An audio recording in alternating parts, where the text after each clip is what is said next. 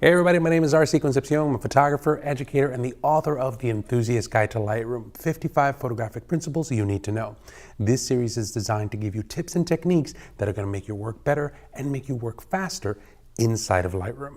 Now in this video, I want to show you a couple of processing techniques that I think that will help you process your Lightroom images that much faster.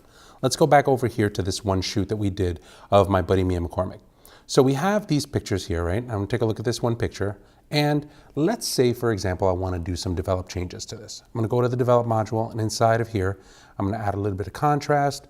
I'm going to bring up the shadows just a tiny bit. I want to drop the highlights, and let's say I want to drop the temperature just a tiny bit. Let's say that that's what I like, and that's really good. Well, I have a couple of different things that I can do from here. What I want to do is I want to take these settings, and I want to move these settings over to another picture. Well, the moment that I click on another picture, I can say, right here, there's this option called Previous. If I click on Previous, it's going to take all of the developed settings that I did from one section, and it's going to move it to another. That in of itself is a great time-saving technique. However, what if you wanted to do something to a series of different pictures? Well, there's a couple of ways for you to do that. The first thing that you can do here is you can go back to the picture that you had these settings from. Now, once you have that set, Command or Control click all of the series of pictures that you want to apply that effect to. Once you have that set, you can click on this option here called Sync. Once you click on that, it brings you to an area that says, all right, what kinds of things do you want to sync? And you would select all of the different changes that you've done here. In my case, the only thing that I synced was the basic tone section. But keep in mind that you always want to make sure that you sync your process version as well. Once you click on Synchronize Now, it's going to take all of those settings and it's going to translate them into each of those pictures that I had selected. Now, that's good too. But what if you wanted to take it even further than that? I have all of the settings done here.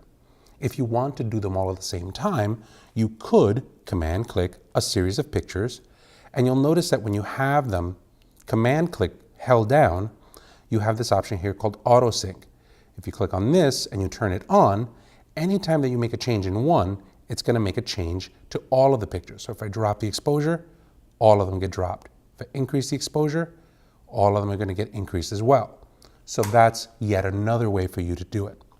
The last way would be to create a preset. Once I have this set here, I can click on the preset section, and let's just call it Mia Portrait. And I'm going to click on Create, making sure that all of the settings that I wanted were selected there. Now I'm going to go back into the grid mode. Inside of the grid mode, you'll notice that you have a little spray can option right here. In that spray can, I can then click on this, and that'll let me paint either keywords or ratings or whatever it is that I want. But most importantly, what I want is I want settings. And under the settings, I'm going to go to my user presets, and I'm going to select Mia Portrait. Now I can scroll through this entire take and I can say, all right, well, I know that I want these on this one, so I'm going to click on that. It's going to apply it to that. If I want it on a series of pictures, I can just click and I can drag it, and it's going to apply those settings to all of the pictures that I have there. If I want it here, click here, and once I'm done, put the spray can back and I'm good to go.